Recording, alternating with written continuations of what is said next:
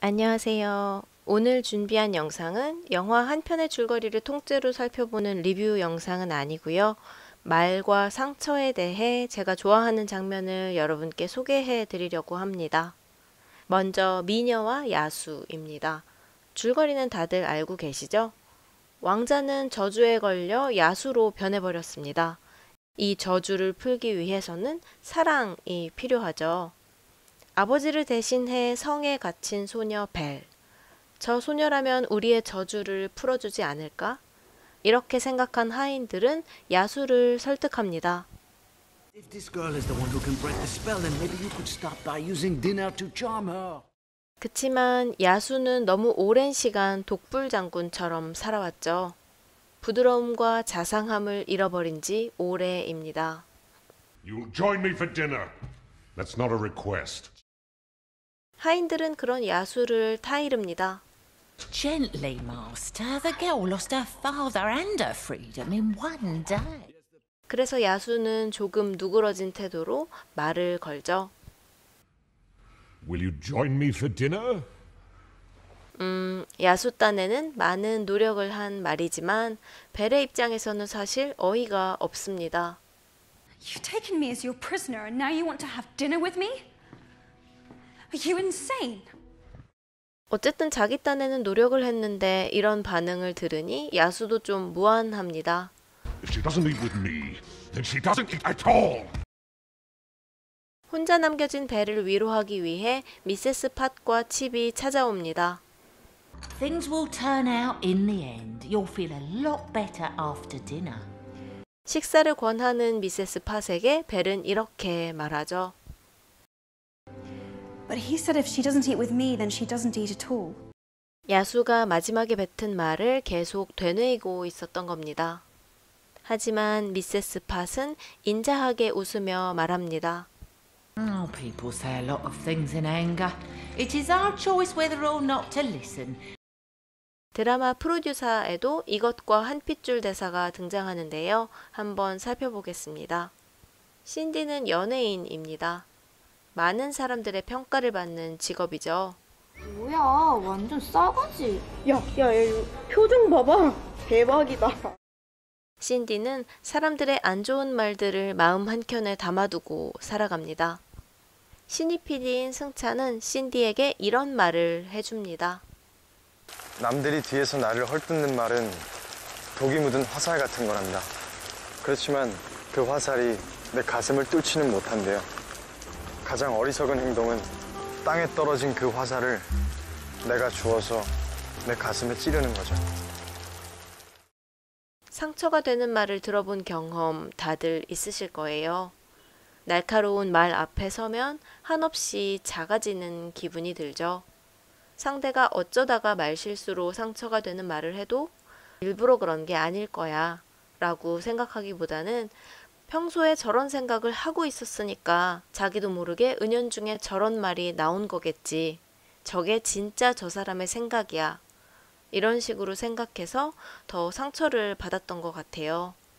그렇게 쉽게 상처를 받다 보니까 다른 사람한테 상처를 주면 어쩌나 싶어서 입을 열기가 좀 어려워지더라고요.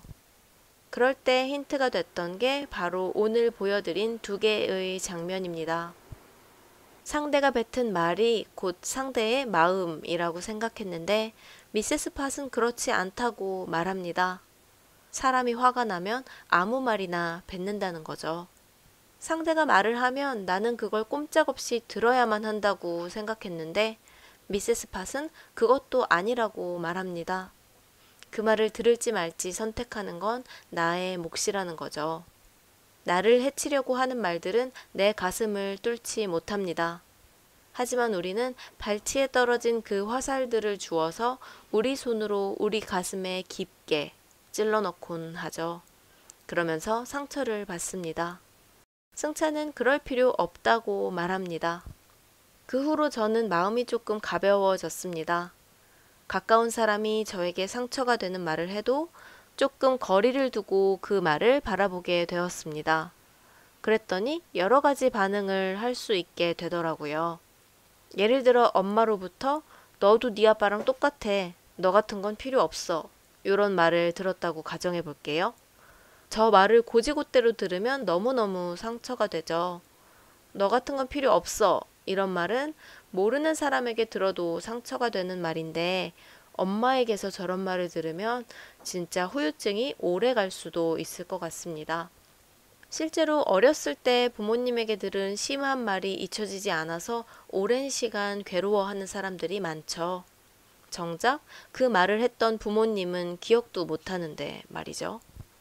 그럼 저 무서운 말을 어떻게 소화해야 할까요? 미세스 팟과 승찬이 해준 조언을 적용해 보면요. 일단은 듣지 않아야 합니다. 엄마는 나에게 무척 중요한 사람이지만 엄마가 하는 말이 항상 옳은 건 아니잖아요. 너 같은 건 필요 없어 라고 엄마가 말했다고 해서 내가 정말 필요 없는 존재가 되는 것도 아니니까요. 그런 식으로 나를 먼저 지켜야 합니다. 그래도 사실 좀 슬프기는 하죠. 엄마는 어쨌든 지금 내가 필요 없다고 하는 거고 바꿔 말하면 그건 내가 엄마에게 도움이 안 된다는 뜻이니까요. 그럴 땐 저 말이 홧김에 나온 말이라는 걸 떠올려 봅니다. 화나서 한 말이니까 나중에 엄마는 기억을 아예 못할 수도 있고요. 화가 좀 가라앉으면 그런 말을 하는 걸 후회할 수도 있습니다. 미세스 팟이 말한 것처럼 사람들은 화가 나면 정말 아무 말이나 하거든요. 그러니까 그런 순간적인 말들에 굳이 상처를 받을 필요는 없습니다. 내 손해니까요. 그렇게 말과 나 사이에 거리를 두고 나면 이전에는 보이지 않던 것들이 보입니다. 그 말 때문에 상처받느라 급급해서 보이지 않던 엄마의 속상한 마음 같은 게 보이더라고요. 저런 말을 할 정도로 지금 많이 속상하구나. 그렇게 상대의 마음을 더 헤아려 볼 수 있게 됐습니다. 이게 사실 항상 잘 되는 건 아니고요. 될 때가 있고 안 될 때가 있습니다. 이번 주는 사실 좀 잘 안 됐어요.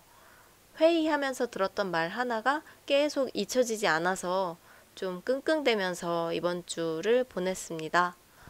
그걸 좀 털어내고 싶어서 미세스 팟과 승찬이를 소환해 봤어요. 얘기를 좀 했더니 어느 정도 개운해진 것 같습니다. 여러분은 이번 한 주 어떠셨나요? 이번 한 주도 수고하셨습니다.